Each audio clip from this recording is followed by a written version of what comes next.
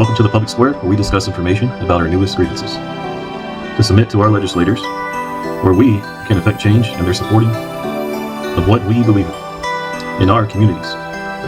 In this way, we can discuss what we agree what can be and what can be said to legislators, and allow them to be more effective representatives of our communities.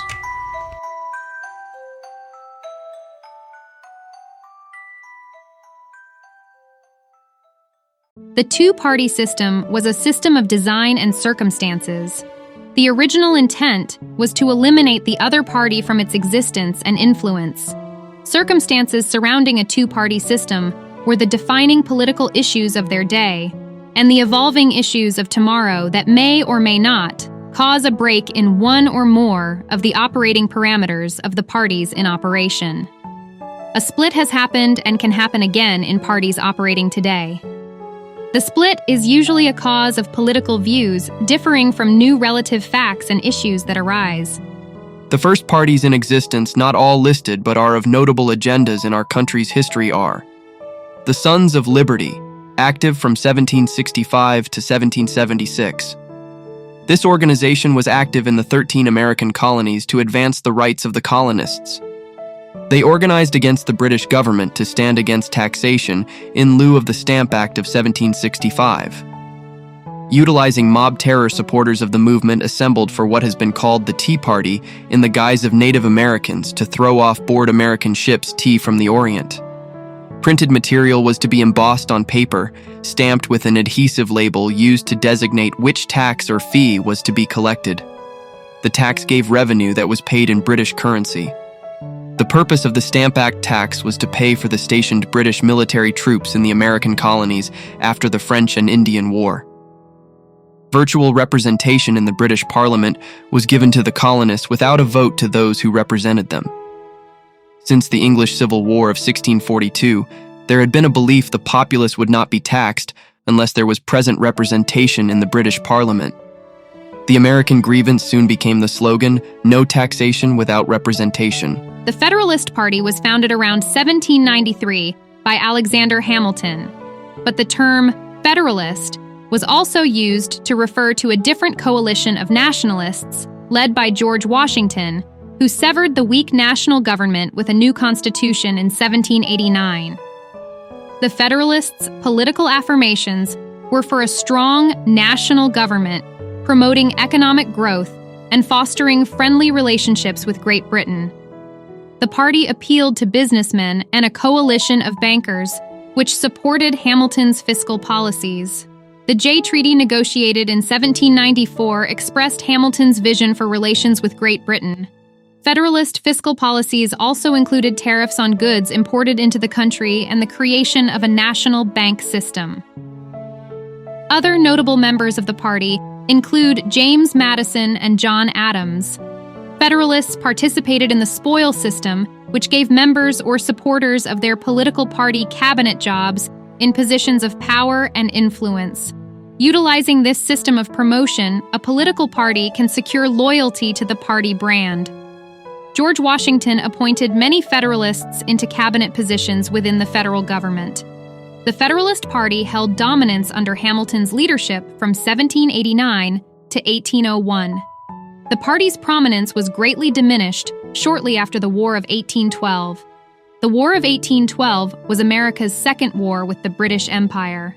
Napoleon was soon to invade Russia, and Great Britain would attack any shipping vessel that did not stop in England and pay a tax on their way in trade to another country within entry of their nation's shipping lanes. President James Madison requested Congress to declare war on Great Britain, sending them a full grievance as to the reasons for war. Invasion of Canada was underway after Congress approved entry into a war with Great Britain. The planned land invasion was unrealistic, and each attempt to invade failed. However, the war led America to multiple sea victories. The USS Constitution earned its name, Old Ironsides, with its battle against multiple British frigates. Its sides were reinforced with heavy timber construction landing cannonballs stuck inside the ship's side beams. American military campaigns had numerous unsuccessful attempts in the invasion of Canada, greatly in part due to the fearsome reputation of the Tecumseh's Confederacy of Native tribes, local French-Canadian farmers, and British regulars.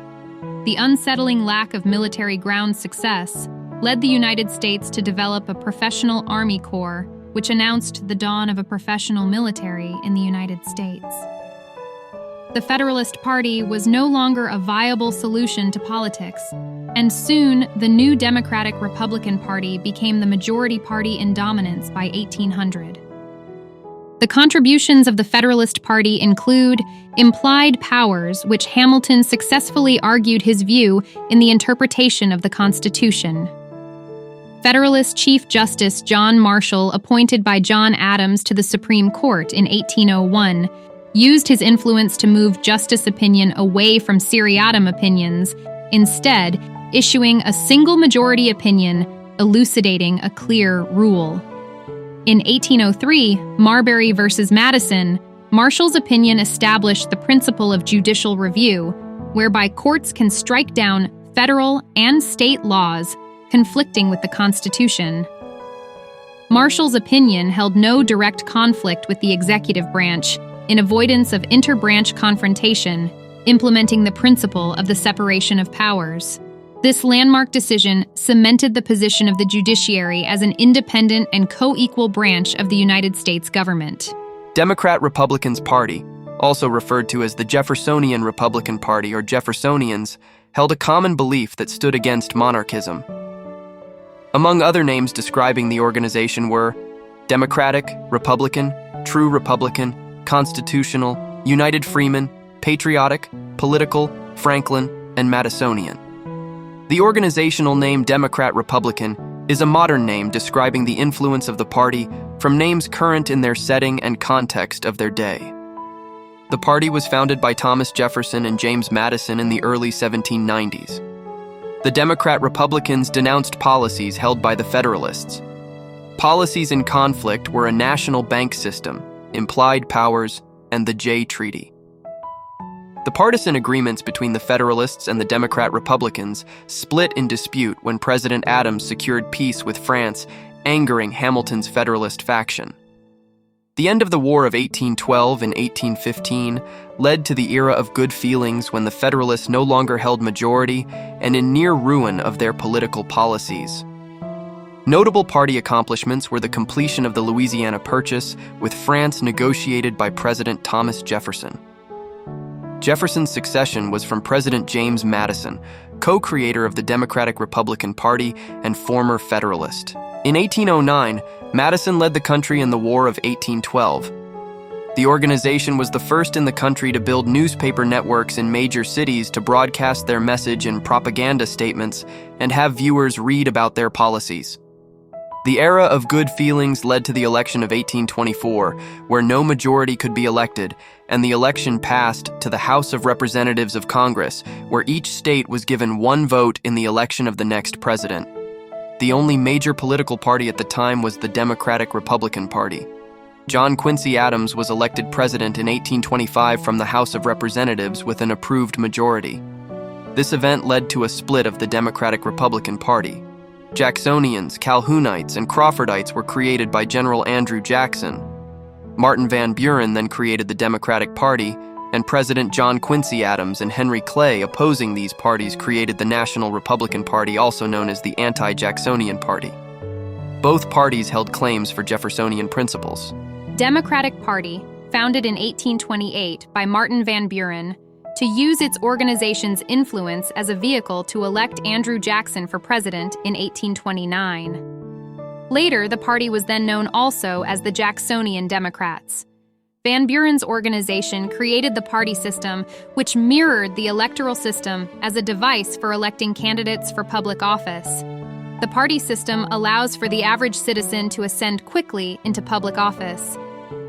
In 1827, Van Buren wrote a letter addressed to newspaper editor Thomas Ritchie in Richmond, Virginia. In it, he laid out his plans to fix the nation's political chaos created by the election of 1824. Van Buren described how a party system would bring the country together based on party principle, not personal preference. He wrote, "We must always have party distinctions, and political combinations between the inhabitants of the different states are unavoidable." He suggested the embrace of mass public opinion would bring significant change to the country when he wrote, "Those who have wrought great changes in the world never succeeded by gaining over chiefs, but always by exciting the multitude. The first is the resource of intrigue and produces only secondary results. The second is the resort of genius and transforms the face of the universe." Van Buren M., 1827. In 1832, Van Buren held the first Democratic National Convention. The Democratic Party initially held party principles that supported expansive presidential power, the interest of slave states, agrarianism, geographical expansionism, a national bank, and high tariffs on imports. Other notable accounts of the Democrat Party are President Jackson's veto of the renewal charter for the Second Bank of the United States, viewing the bank as corrupt. Scandals of the bank owners, the Rothschilds, owned national banks in various countries and were in the business of a centralized currency. Their quote for their business model, "I care not what puppet is placed upon the throne of England to rule the empire on which the sun never sets. The man who controls Britain's money supply controls the British Empire, and I control the British money supply." Nathan Rothschild, 1815. The Second Bank of the United States became a private corporation in 1836 and liquidated its assets in 1841.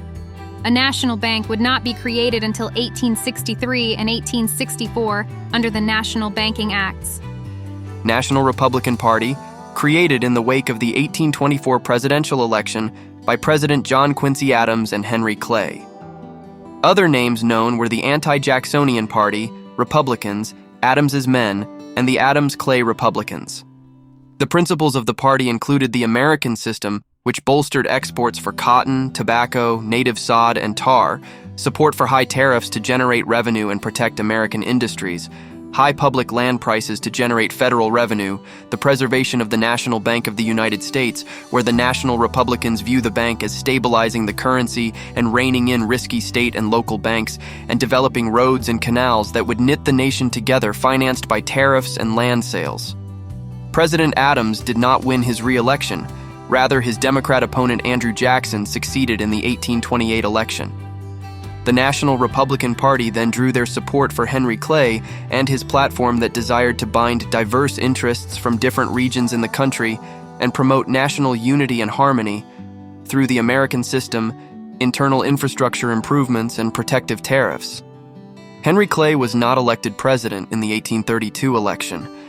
Whig Party, formed in 1834 by Henry Clay, Daniel Webster, a former Federalist, and many other national Republicans. Other members included anti-Masons party members William H. Seward and Thaddeus Stevens, and many Democrats defected not satisfied with their party's stance on emerging political policies.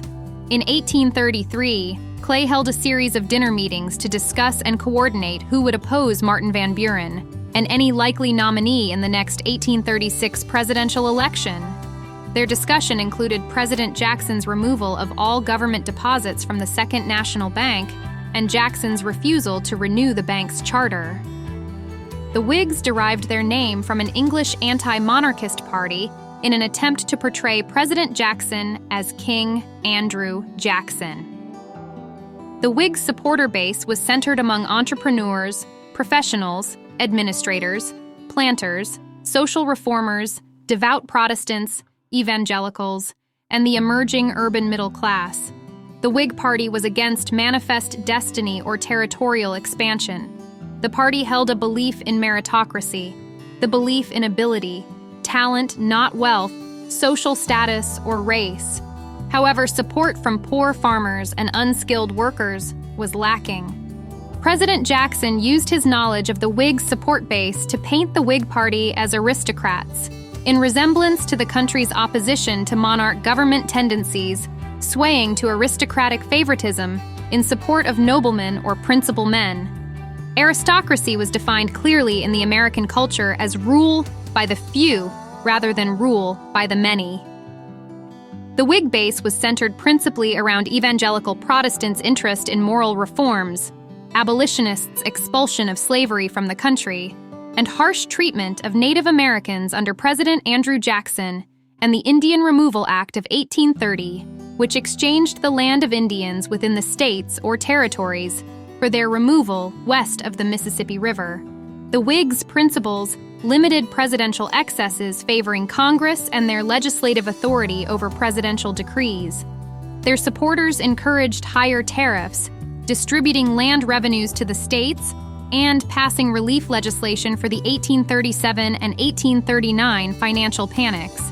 In the 1836 election, Martin Van Buren won the presidency, defeating 4 candidates fielded by the emerging Whig Party. The 1836 election solidified the two-party system, as all independent factions were then absorbed either by the Whig Party or the Democratic Party.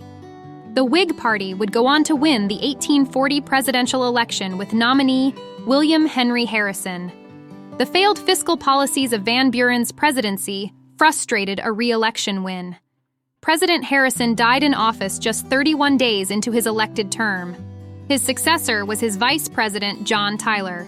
Henry Clay, co-founder of the Whig Party, was nominated for the 1844 presidential election, but lost to Democrat James K. Polk. Notably, President Polk presided over the Mexican-American War. In 1848, former President Martin Van Buren ran as the Free Soil candidate for president. After Van Buren lost the 1848 election, he retired to his Kinderhook estate in Lindenwold and watched the slavery issue proceed to tear the country apart in the 1850s. Van Buren returned to the Democrat Party and argued against support for Southern factions in lieu of moderate Democrats such as Stephen A. Douglas. The 1848 election succeeded in electing Whig Party nominee Zachary Taylor. However, he too died in office in July 1850 and was succeeded by his vice president Millard Fillmore. President Fillmore became instrumental in the Compromise of 1850, which diffused tensions between slave and free states in the years leading up to the Civil War. The Compromise was designed by Whig Senator Henry Clay and Democrat Senator Stephen A. Douglas, with the support of President Fillmore. The Compromise settled how to handle slavery in the recently acquired territories from the Mexican-American War of 1846-1848. Tensions grew within the Whig Party in the mid-1850s from the divisive issues of slavery as the country expanded its territorial boundaries. The final discordant was the signing of the Kansas-Nebraska Act of 1854, overturning the Missouri Compromise. The Kansas-Nebraska Act allowed each newly acquired territory to decide for itself whether it would be a free or slave state. The Whig Party lost the 1852 presidential election against Democrat Franklin Pierce, defeating Whig nominee General Winfield Scott. The Free Soil Party and the anti-slavery Whig factions would drive a disagreement about slavery overwhelming the party. Soon, the Whig Party would disintegrate and coalesce into the founding of the anti-slavery Republican Party. The majority of the Northern Whigs joined the Republican Party, and most Southern Whigs joined the Nativist American Party, and which later then became known as the Constitutional Union Party. Notable members of the Whig Party were Abraham Lincoln, Rutherford B. Hayes, Chester A. Arthur, and Benjamin Harrison. These members were all Whigs, then later switched to the Republican Party after being elected to office. Abraham Lincoln, a Republican president deeply inspired by Whig co-founder Henry Clay, would win the presidency in 1860 and go on to lead the nation through the Civil War. Republican Party. The first Republican Party convention was held on July 6, 1854, in Jackson, Michigan. In the 1856 presidential election, Republican nominee John C. Fremont lost against Democrat James Buchanan. However, the Republicans orchestrated Nathaniel P. Banks as the Speaker of the House of Representatives, marking the moment of the popular accepted recognition of the Republican Party. The party was founded in the northern states in 1854 as an anti-slavery party opposing the Kansas-Nebraska Act, allowing expansion of slavery into the western territories of Kansas and Nebraska. Unorganized land of the Louisiana Purchase would create the new territories of Kansas and Nebraska and repeal the Missouri Compromise of 1820, also known as the Compromise of 1820. The Kansas-Nebraska Act of 1854 was drafted by Democratic Senator Stephen A. Douglas and then passed by Congress and signed into law. The Compromise of 1820 admitted Missouri as a slave state and Maine as a free state, with a declared policy of prohibiting slavery in the remaining Louisiana Purchase lands north of the 3630 parallel. With the Compromise of 1820 void, the introduction of popular sovereignty allowed the newly formed territories to decide whether they would become a slave state or a free state. Pro- and anti-slavery elements flooded into Kansas to establish a voting population. A series of armed conflicts arose in what has been known as Bleeding Kansas. The period between 1854 and 1859 was characterized by years of election fraud, retaliatory raids, assaults, and murders, of which were 56 political killings. The overture of Bleeding Kansas was a prelude to the American Civil War, which immediately followed. By 1858, former Whigs and Free Soilers enlisted in the Republican Party to form majorities in nearly every northern state, with limited presence in the southern states. Abraham Lincoln campaigned intensely for Fremont in 1856 and held several debates of his own for a bid as Senator of Illinois in 1858. He gained national attention from the debates against Senator Stephen A. Douglas, but lost the election to Democrat Senator Douglas. The 1860 presidential election nominated four candidates: Republican Abraham Lincoln, Southern Democrat John C. Breckinridge, Constitutional Union John Bell, and Democrat Stephen A. Douglas. Abraham Lincoln successfully won the election with 180 electoral votes, becoming the first Republican president. The Ordinance of Secession was drafted in 1860 and then ratified in 1861, having 14 states and territories declaring secession from the United States of America. The states and territories approving the secession were South Carolina, Mississippi, Florida, Alabama, Georgia, Louisiana, Texas, Arizona Territory, Virginia, Arkansas, Tennessee, North Carolina, Missouri, and Kentucky. The American Civil War would last from 1861 until 1865. The Republican Party is known as the Gallant Old Party, or the Grand Old Party, emphasizing its role in preserving the Union during the Civil War, an emphasis as the party that stayed true to its party principles that gave birth to it. In the modern era of political parties, the same electoral systems to elect a new leader are designed to influence the original intent, expounding on new factional demands of evolving issues of today and tomorrow. The same context exists as Martin Van Buren demonstrated in party politics when he wrote, "We must always have party distinctions, and political combinations between the inhabitants of the different states are unavoidable." The current political process of the party system has two notable factions, causing splits in the Republican Party, which began with the Tea Party and then the MAGA Party. The Tea Party, modern Tea Party. The Tea Party began in 2009, responding to irresponsible fiscal policies in federal government spending. In 2008, mortgages were issued from various banks to increase their profits, knowing their patrons would be at risk of default. Soon after, banks closed and restricted lending. President George Bush Jr. signed into law the Troubled Asset Relief Program, TARP, to purchase toxic assets and equity from various financial institutions in an attempt to strengthen the U.S. economy. The proposed Emergency Economic Stabilization Act of 2008 became law passed in Congress and signed by President Bush, preventing a recession, and allowed $700 billion to be designated to TARP. The next catalyst occurred during President Obama's term in office. Obama was overseer in the continued financial recovery of the U.S. economy and initiated financial bailouts for the auto industry first, for General Motors, and then for Chrysler in 2009, using the American Recovery and Reinvestment Act, ARA, of 2009. Then, afterward, the Affordable Care Act, ACA, was passed into law in 2009 by President Obama, allowing for a taxpayer-funded healthcare system to be created. The omnibus bill had thousands of pages to review and was voted into law within 1 week in the 111th Congress. Many opposing congressmen complained about not knowing what the full extent of the ACA detailed forcing legislation into action when alternatives were never seriously addressed for health care. The Tea Party held a clear figurehead with Governor of Alaska Sarah Palin. She presented clear distinguishing facts that led the U.S. into fiscal irresponsible legislation passed in the 111th Congress. Other notable figures of the Tea Party include Michelle Bachmann, Tim Scott, Rand Paul, son of Ron Paul, Ted Cruz, and Paul Ryan.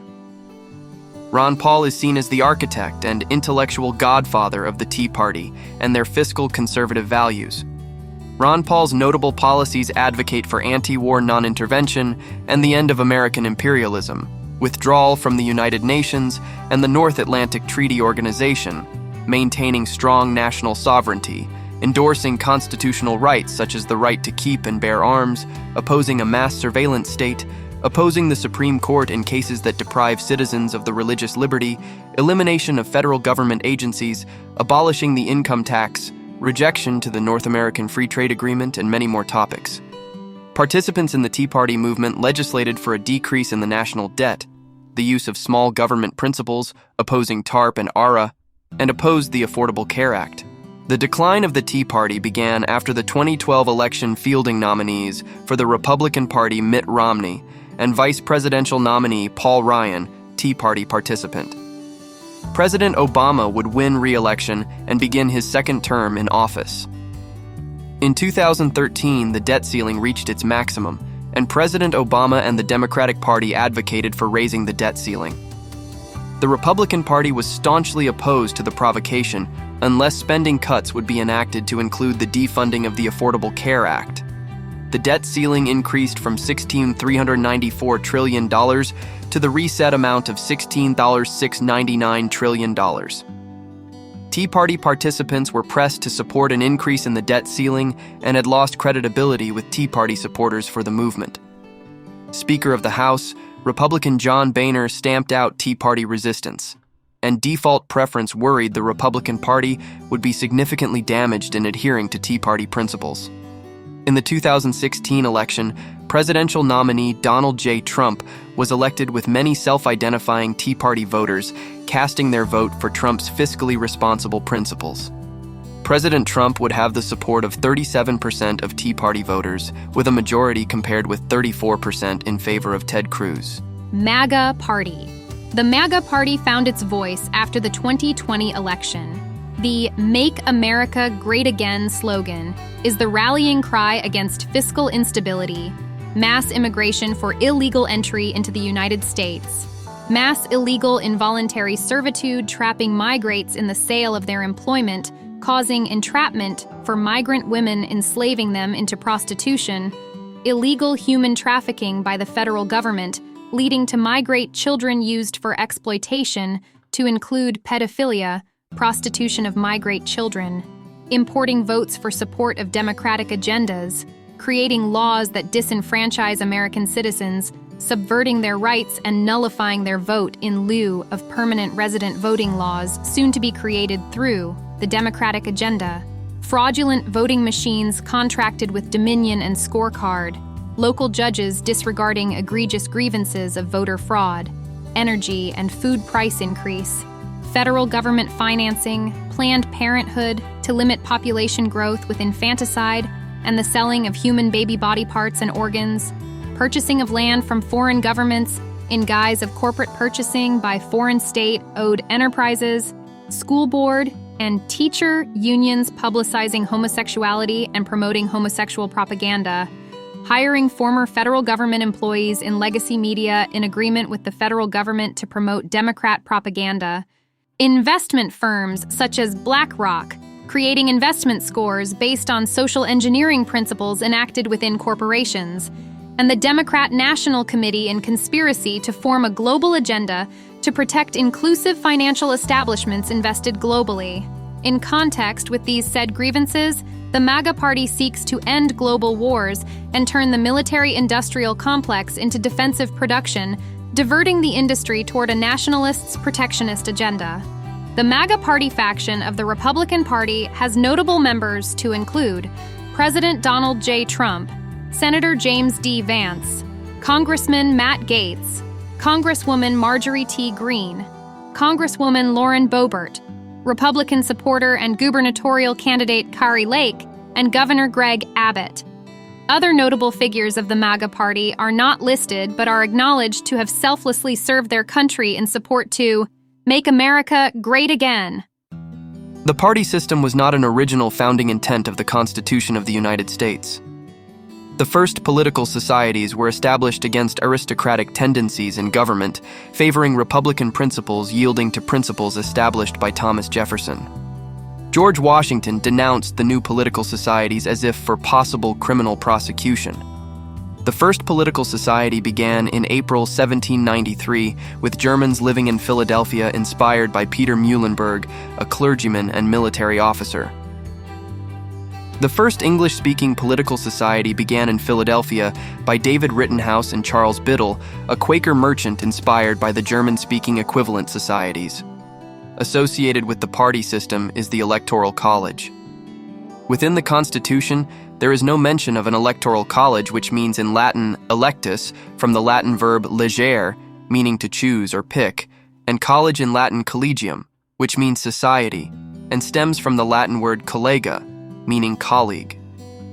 The term electoral college essentially means a society established to select a candidate for office. The term electors is where the colloquial word electoral college arises from. The term electors and its use is found within the Constitution in Article 2, Section 1, Clauses 2 and 3 paraphrases as follows: Each state shall appoint, in such manner as the legislature thereof may direct, a number of electors, equal to the whole number of senators and representatives to which the state may be entitled in the Congress. But no senator or representative or person holding an office of trust or profit under the United States shall be appointed an elector. The electors shall meet in their respective states and vote by ballot for 2 persons, of whom one at least shall not be an inhabitant of the same state with themselves. And they shall make a list of all the persons voted for, and of the number of votes for each, which list they shall sign and certify, and transmit sealed to the seat of the government of the United States, directed to the President of the Senate. The President of the Senate shall, in the presence of the Senate and House of Representatives, open all the certificates, and the votes shall then be counted. The person having the greatest number of votes shall be the President, if such number be a majority of the whole number of electors appointed. And if there be more than one who have such majority, and have an equal number of votes, then the House of Representatives shall immediately choose by ballot one of them for President. And if no person have a majority, then from the 5 highest on the list, the said House shall in like manner choose the President. But in choosing the President, the votes shall be taken by states, the representation from each state having 1 vote. A quorum for this purpose shall consist of a member or members from 2/3 of the states, and a majority of all the states shall be necessary to a choice. In every case, after the choice of the President, the person having the greatest number of votes of the electors shall be the Vice President. But if there should remain 2 or more who have equal votes, the Senate shall choose from them by ballot the Vice President. The Congress may determine the time of choosing the electors and the day on which they shall give their votes, which day shall be the same throughout the United States. The number of electors in the United States is currently, as of 2024, 538, where 270 is a majority. 270 being one more than half of 538 electors. There is 1 for each U.S. Senator and U.S. Representative, with 3 additional for the District of Columbia. The number of electors can be adjusted every 10 years after the census is completed. To become an elector for your state can vary from state to state. For example, the state elector nominee for the state of Texas, a person must be nominated as a political party's elector candidate in accordance with party rules. The party's state chair must sign a written certification of the names of presidential elector candidates nominated by the party, and the party's state chair must deliver the written certification to the Secretary of State. To be eligible to serve as a presidential elector, a person must be a qualified voter of this state and not hold the office of United States Senator, United States Representative, or any other federal office of profit or trust. To be eligible to serve as a presidential elector for a political party, a person must be affiliated with the party. Visit the National Association of Secretaries of State website to view an updated summary of your state elector nominee process. Out of the 50 United States plus 1 for the District of Columbia, meaning 51, 33 states and D.C. bind their electors to vote according to their pledge for the popular president and vice president political party nominee. The 33 states and D.C. are Alabama, Alaska, Arizona, California, Colorado, Connecticut, Delaware, District of Columbia, Florida, Hawaii, Indiana, Iowa, Maine, Maryland, Massachusetts, Michigan, Minnesota, Mississippi, Montana, Nebraska, Nevada, New Mexico, North Carolina, Oklahoma, Ohio, Oregon, South Carolina, Tennessee, Vermont, Virginia, Washington, Wisconsin, and Wyoming. If the elector is faithless to the party pledge within the 33 states and D.C., there may be a fine imposed or no penalty whatsoever, and the vote may still be counted or canceled and replaced with a substitute elector. The 18 states that do not bind their electors to pledges currently are Arkansas, Georgia, Idaho, Illinois, Kansas, Kentucky, Louisiana, Missouri, New Hampshire, New Jersey, New York, North Dakota, Pennsylvania, Rhode Island, South Dakota, Texas, Utah, and West Virginia. The Constitution creates 4 national institutions: the executive, Congress, consisting of a lower body, the House of Representatives, and the upper body, the Senate, the judiciary, and the Electoral College. The electors originally were the winnowing device, separating the grain from the chaff, the nominating device, and the electing device.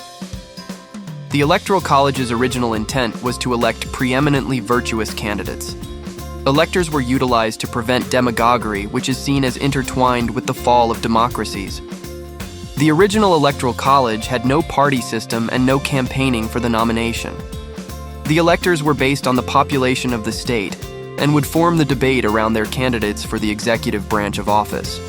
Electors could nominate as many candidates as they liked, winnowing each down, then electing their nominees in their state election. Their vote would be for their specific state, and their votes for their candidates would be sealed and mailed directly to the President of the Senate to count all state votes for the winning candidate for the executive office. This process was adopted by the party system after the 1824 presidential election. Creating political parties and campaigning for party nomination became the winnowing device, the nominating device, and the electing device, which is now seen in the party system. 33 states and the District of Columbia formed pledges binding their electors to their popular party nominee for the executive office. 16 states retain the original intent of the Electoral College, giving the right for their electors to vote party lines or cross over without penalty and vote for their nominee as seen in the original framing of the Electoral College. Out of the 50 states and the District of Columbia, 2 states, Maine and Nebraska, use a proportional vote, splitting their electoral votes using the congressional district method. As of 2024, Maine has a total of 4 electoral votes, and Nebraska has 5 electoral votes. The proportional vote was established to draw attention to their states for campaigning to occur in their varied districts from the nominees.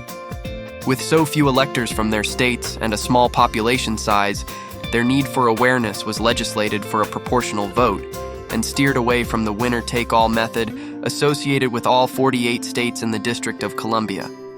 Maine has 2 electoral votes that are awarded to the statewide winner and 2 electoral votes to be allocated for their congressional districts to vote for having the potential to go to someone other than the statewide winner. Nebraska has 2 electoral votes awarded to their statewide winner and 3 electoral votes allocated for their congressional districts to vote for potentially going to the other nominee for president and vice president for executive office. The winner-takes-all method is the common method used to elect the president and vice president in 48 states and D.C. Each party chooses their electors at their national convention based on the electors given to each state. For example, in 2024, Texas will have 40 electors based on the 2020 census. The Democratic Party chooses 40 electors from their party, and the Republican Party chooses 40 electors from their party. The popular vote in their statewide election will determine which party will receive all of Texas's 40 electoral votes with a winner-takes-all method. The election of 1824 had no majority found with the electoral votes from each state. With no majority, each state was given one vote negating the population distribution vote that came from each state. There were 17 candidates elected from the Electoral College. The House of Representatives would choose a representative from each state, and each state had one vote in lieu of the elector's vote. President John Quincy Adams was then elected president, and John Caldwell Calhoun the vice president. This political crisis created a party system where a political party would take on the role of the electors for winnowing, nominating, and electing a party nominee. Electors could then cast their vote for the popular party nominee. Martin Van Buren suggested the political party would be national and create a safe haven for loyalty to party principles, avoiding extreme and radical candidates for public office. The party system would also allow for a majority vote instead of a defunct House of Representatives vote that disregards the electors' votes as lacking a majority. The party principles themselves would be the suppressor of demagoguery, even though campaigning and the party systems solicit votes with the low popular arts of demagogy by electing a candidate with ambition, not an established record of service or proven experience. The party itself would control ambition with established party principles encouraging specific candidates' values that must account for their stay on party principles. A party system avoids the House of Representatives becoming the norm for achieving a majority vote by becoming the instrument that achieves a majority in the Electoral College. Any dispute found in Congress to certify an election was challenged in the 2020 presidential election. The certificate for each vote by the electors was in question as factual or fraudulent. At this point, a majority was found among the 33 states and the District of Columbia solely on the basis of a pledge securing the vote for the popular party. When electors take a pledge to vote for the popular party nominee, they give up their state electoral vote based on their population in favor of the popular vote. The question of fraud to secure an elector's vote became the center question for Congress to certify the elected candidate for the 2020 election. At this point, the President of the Senate and the House of Representatives had within their power to express constitutional authority in light of fraudulent votes supplemented by electronic voting machines. In dispute was an expression of constitutional authority to certify an election or decertify the electors' votes, setting a precedence for further congressional authority. In 2020, Mike Pence was the President of the Senate with the authority to give the House of Representatives a one vote per state quorum. Mike Pence's principal decision would have established precedents just as the Marbury v. Madison 1803 case had, whereby courts could strike down federal and state laws that conflicted with the Constitution. Chief Justice John Marshall upheld the principle for judicial review in Marbury v. Madison protecting the Constitution as the supreme law of the land by specifying the Supreme Court had not received any constitutional power to confirm Marbury's commission as a federal judge in the District of Columbia. Marshall implemented the constitutional authority for the separation of powers within our four national institutions: judiciary, Congress, executive, and the Electoral College. The Constitution, being the supreme law of the land, gave express power to the Senate President to certify an elector's vote. The Constitution specifies if no majority of electors' votes is found, then one vote per state would be taken from the House of Representatives to elect the President and Vice President for the executive office.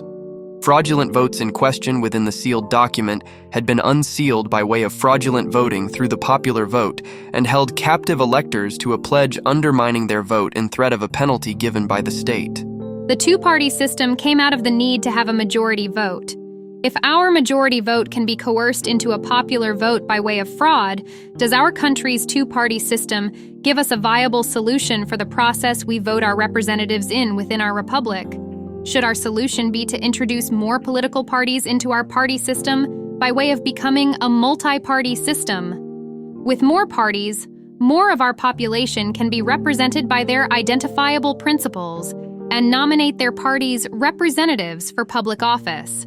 Should our solution be the exact opposite by having fewer parties, or no political parties, allowing the Electoral College to retain its original intent? Should the solution be to put out of business the opposing political party completely and have a one-party solution? Or is the solution to dismantle the party pledge system in each state and give the original intent back to the electors of each state? Dismantling the pledge system would disrupt fraudulent voting, but not completely. The elector would be free, and their state would retain their right to the population distribution vote. The electors could then have a variation of votes where not the whole of the state's electors' vote would be given to a specific candidate. However, the party system would nominate the best candidates the electors could select from and cast their vote for, and is another solution to introduce the Electoral College to state elections for their local Congress to be elected from. The party system would need then to campaign throughout their state demographics to gain support for nomination for public office. In this way, all the state residents would be able to view the candidates who want to represent their specific counties for public office. Or should the solution be a combination of what has been stated? In the comment section, express the solution you agree with, or if you agree with a combination of varying solutions. If you have an idea, state it, and include your reasoning and resources your ideas stem from. Your comments will be utilized to develop our grievances and then submitted to our state representatives through their email. Our corporate cooperation will submit individually, as we as a collective can advocate for progressive change in our government institutions. We have a republic, a constitutional republic. Our interaction with our representatives coincides with the policies and laws created within our government institutions. If we say nothing, we give them license to say what their will pleases. When our representatives hear our voice, they are obliged to do the will of the people in a course of action that is legally and morally bound.